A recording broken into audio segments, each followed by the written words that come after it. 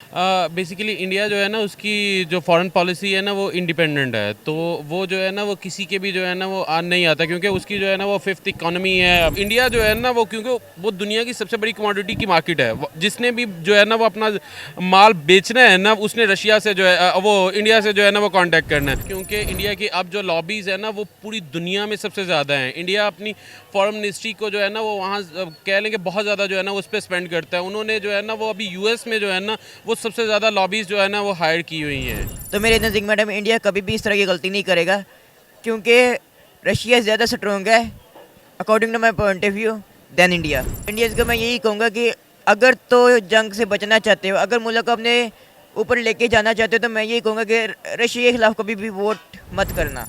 बिल्कुल, अगर हम इंडिया को देखें तो इंडिया एक one of the demographically second largest country है। हेलो व्यूअर्स, अस्सलाम वालेकुम, पाकिस्तान, नमस्ते India. This is your host Ramnath and you watching हम आवाज़ हमारे साथ। और आज हम लोग जी बात करने वाले हैं रिसेंटली, अगर हम लोग पिछले कुछ सिनेरियो की बात करें तो जी रशिया और यूक्रेन की वॉर जो है वो all over the world talk of the town रही और लोग जो है बहुत ज़्यादा इसके बारे में मुबाहिसे करते नजर आए। लेकिन उसके बाद अब जो है फाइनली जब ये रिजॉल्व होने जा रही है तो यूक्रेन फ्रांस की तरफ से ये कहा गया है, इंडिया को रिक्वेस्ट किया गया है कि वो अगेंस्ट रशिया जो है वो वोट दे।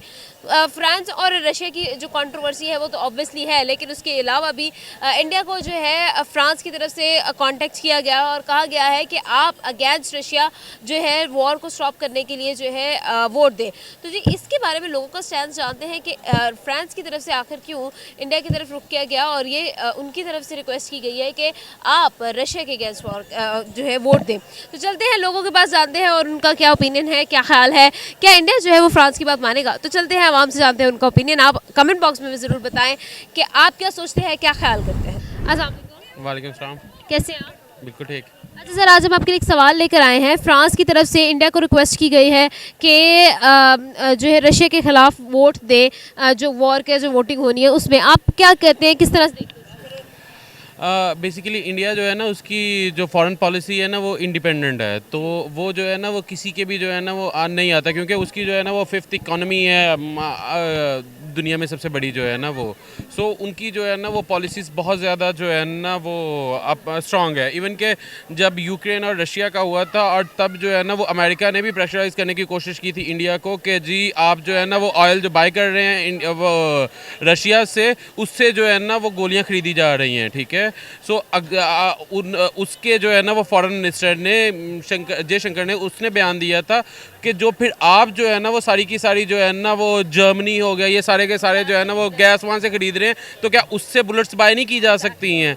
सो इस वजह से रशिया वो इंडिया जो है ना वो, क्योंकि वो दुनिया की सबसे बड़ी कमोडिटी की मार्केट है। जिसने भी जो है ना वो अपना माल बेचना है ना, उसने रशिया से जो है वो इंडिया से जो है ना वो कांटेक्ट करना है। सो उसकी फॉरेन पॉलिसी या उसकी इकोनॉमी इतनी कमज़ोर नहीं है कि हमारी तरह जो है ना वो कि जिस मर्जी सर्कमस्टांसेस में जो है ना वो बेंड डाउन कर जाए। सो आई डोंट थिंक सो कि जो है ना वो इंडिया जो है ना वो इसको इवन के इस पे सोचेगा भी। अच्छा, तो आपके ख्याल में जो फ्रांस की तरफ से ये कहा गया है कि इंडिया जो है रिक्वेस्ट की गई है, आपके ख्याल में फ्रांस को लगता है कि इंडिया का वोट जो है वो इतना स्ट्रांग होने वाला है कि जिसकी वजह से वो उनके पास आके रिक्वेस्ट वैसे तो ये है कि हर जो है ना वो वोट मैटर करता होता है यूएन में, लेकिन ये है कि इंडिया, क्योंकि इंडिया की अब जो लॉबीज़ है ना वो पूरी दुनिया में सबसे ज़्यादा हैं। इंडिया अपनी फॉरेन मिनिस्ट्री को जो है ना वो वहाँ कह लेंगे बहुत ज़्यादा जो है ना उस पर स्पेंड करता है। उन्होंने जो है ना वो अभी यूएस में जो है ना वो सबसे ज़्यादा लॉबीज़ जो है ना वो हायर की हुई हैं। सो इस वजह से इंडिया का जो है ना वो पॉइंट ऑफ व्यू मैटर करता है। अच्छा, आखिरी सवाल मैं आपसे पूछूंगी कि आपके ख्याल में अगर हम लोग इंडिया की बात करें तो आपके ख्याल में इस वक्त इस सिचुएशन में इंडिया किस तरफ जाएगा, किस तरफ से? आई डोंट थिंक सो कि जो है ना वो इंडिया किसी तरफ जाएगा। अगर इंडिया ने जाना होता तो जब यूक्रेन और रशिया की वॉर हुई थी और जब सारे के सारे जो है ना वो रशिया के अगेंस्ट हो गए थे, ठीक है। अब तो जो है ना वो यूक्रेन वॉर हार रहा है और रशिया जीत रहा है। सो इन सर्कमस्टांसेस में आई डोंट थिंक सो कि जो है ना वो इंडिया जो है ना वो किसी तरफ भी जो है ना वो बैंड डाउन करेगा। इवन कि उसका जो ज़्यादा कंसर्न्स होंगे ना वो रशिया की तरफ होंगे, क्योंकि अब जो है ना वो गैस का और जो है ना वो क्रूड ऑयल का सबसे ज़्यादा जो है ना वो बायर है इंडिया जो है ना फ्रॉम रशिया। देखिए मैडम, जो इंडिया ने ये बात की है कि फ्रांस ने जो इंडिया से रिक्वेस्ट की है कि वो रशिया के खिलाफ वोटिंग करे, तो मेरे नज़दीक मैडम इंडिया कभी भी इस तरह की गलती नहीं करेगा, क्योंकि रशिया ज़्यादा स्ट्रोंग है according to my point of view than India. India के मुकाबले में बहुत ज़्यादा रशिया स्ट्रोंग है। बेशक उनके 14 रियासतें उनके लागू हो चुकी हुई हैं, रशिया के टुकड़े हो चुके हुए हैं, लेकिन अभी भी मैं इसको इंतहाई एक स्ट्रॉन्ग रियासत समझता हूँ। इवन कि अगर फ्रांस की भी बात करें तो फ्रांस इतना स्ट्रॉन्ग नहीं है रशिया के मुकाबले। लेकिन फ्रांस की तरफ से जब इंडिया को रिक्वेस्ट की जा रही है कि आप रशिया के अगेंस्ट वोट दें, तो आपको क्या लगता है कि फ्रांस समझ रहा है इंडिया को इतना स्ट्रॉन्ग कि उनको लगता है कि इंडिया का जो वोट है वो कंसिडरेबल है? देखिए मैडम, फ्रांस शायद समझ रहा हो कि इंडिया का वोट कंसिडरेबल है, लेकिन मेरे नज़दीक फ्रांस इंडिया का वोट इतना भी कंसिडरेबल नहीं है, क्योंकि फिर वही बात करूँगा जो मैंने अभी किया है कि रशिया ज़्यादा स्ट्रॉन्ग है। लेकिन वो तो बात डेफिनेटली स्ट्रॉन्ग की बात तो नहीं है, क्योंकि रशिया के लिए वोट किया जा रहा है ना, वॉर के लिए वोट किया जा रहा है, तो वो रशिया का तो यहाँ पर क्वेश्चन नहीं है। क्वेश्चन ये है कि इंडिया जो है वो वोट करेगा या नहीं करेगा रशिया के अगेंस्ट। तो आपको क्या लगता है कि इंडिया को करना चाहिए रशिया के अगेंस्ट वोट या नहीं? देखिए मैडम, मैं तो यही इंडियंस को मैं यही कहूँगा कि अगर तो जंग से बचना चाहते हो, अगर मुल्क को अपने ऊपर लेके जाना चाहते हो, तो मैं यही कहूँगा कि रशिया के खिलाफ कभी भी वोट मत करना, क्योंकि पता कोई नहीं मैडम, ये ना हो कि इंडियन इधर से वो रशिया के खिलाफ वोट करते जाएं और इनकी इकॉनमी इंतहाई डाउन चली जाए। क्योंकि मैम देखिए, रशिया के साथ भी हो सकता है इंडिया के डिफरेंट एग्रीमेंट्स हुए हैं, अगर रशिया के खिलाफ इंडिया वोट करता है तो उसका नुकसान ये होगा कि जितने वो इम्पोर्ट एक्सपोर्ट के जितने माहिदे हुए हैं वो सारे के सारे रशिया के पास इख्तियार होगा कि वो उनको कैंसिल कर सकता है। तो आपके ख्याल में फ्रांस की जो ये रिक्वेस्ट थी जो उन्होंने की है, वो इंडिया को कंसीडर नहीं करनी चाहिए या इंडिया नहीं करेगा कंसीडर, क्योंकि वो ऑलरेडी रशिया के साथ ट्रेड कर रहा है? यस बिल्कुल मैम। तो आपके ख्याल में रशिया और इंडिया के रिलेशनशिप को आप किस तरह से देखते हैं? क्योंकि रिसेंटली उन लोगों ने अभी जो है ट्रेड भी की है एक दूसरे के साथ, लाइक ऑयल की ट्रेड की है और वो भी दरहम में किया उन लोगों ने। तो किस तरह से आप इन दोनों के रिलेशनशिप को कैसे देखते हैं, इंडिया और रशिया के? देखिए मैडम, तिजारत के हवाले से अगर मैं बात करूँ, ट्रेड के हवाले से दोनों ममालिक के इतने अगर इतने ताल्लुकात अगर अच्छे नहीं तो इतने बुरे भी नहीं, दरमियानी लेवल पे चल रहे हैं, ठीक है। तो अगर मैम अगर रशिया के खिलाफ इंडिया वोट करते तब इनके ताल्लुकात ख़राब होने का ख़तरा है इस टाइम। बिल्कुल, अगर हम इंडिया को देखें तो इंडिया एक one of the demographically second largest country है। इसी तरीके से इंडिया की जो इकोनॉमिक इन्फ्लुएंस है वो दुनिया में भी काफ़ी ज़्यादा इंक्रीज़ होता जा रहा है, और उसकी जो स्ट्रेटेजिक पोजीशन है दुनिया में वो भी हेविली इंपॉर्टेंट है दुनिया के लिए।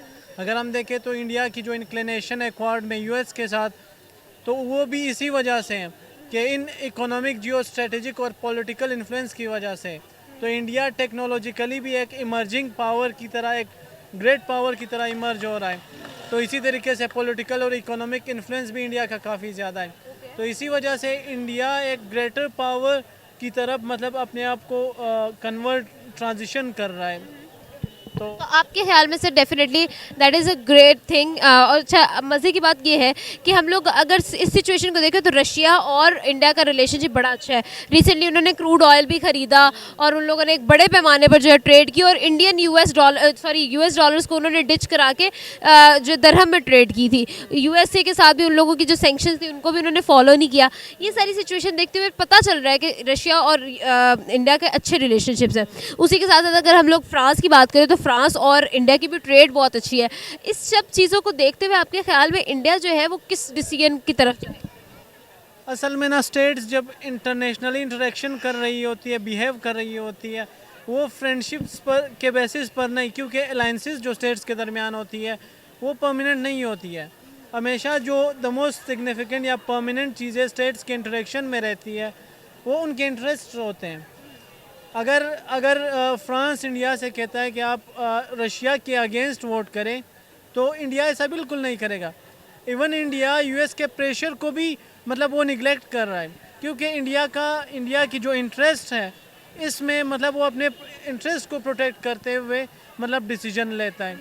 इंडिया की फॉरेन पॉलिसी हमेशा से इंडिपेंडेंट रही है, पाकिस्तान की तरह नहीं, क्योंकि इंडिया इकोनॉमिकली हैविली इंडिपेंडेंट है, पावरफुल है। इसी वजह से वो अपने फॉरेन पॉलिसी में हैविली इंडिपेंडेंट है और वो आज़ाद फैसले लेता है अपने जियो स्ट्रेटेजिक इंटरेस्ट को देखते हुए। अच्छा सर, आखिरी क्वेश्चन मेरा ये है, आज जो है टेलीफोनिक राब्ता हुआ हमारे प्रेसिडेंट और यूक्रेन प्रेसिडेंट के दरमियान में, उनमें भी उन्होंने ये कहा कि आप हमें सपोर्ट करें। तो पाकिस्तान की सिचुएशन पे बात कर लेते हैं, जहाँ पर हम लोग इंडिपेंडेंटली अपनी फॉरेन पॉलिसी के साथ जो है वो प्ले नहीं कर रहे होते हैं। आपको क्या लगता है कि पाकिस्तान किस तरफ जाएगा? रशिया जहाँ से हम लोग ऑलमोस्ट ऑयल की ट्रेड की तरफ जा रहे हैं, और यूक्रेन जो कि हमें कॉन्टेक्ट कर रहा है, तो क्या लगता है आपको किस तरफ जाएगा? असल में पाकिस्तान एक्सेसिवली डिपेंडेंट है यूएस पर, स्पेशली यूरोप पर, स्पेशली पाकिस्तान के जितने भी एक्सपोर्ट्स हैं वो तकरीबन ईयू में जाते हैं, यूरोपियन यूनियन में, अमेरिका जाते हैं।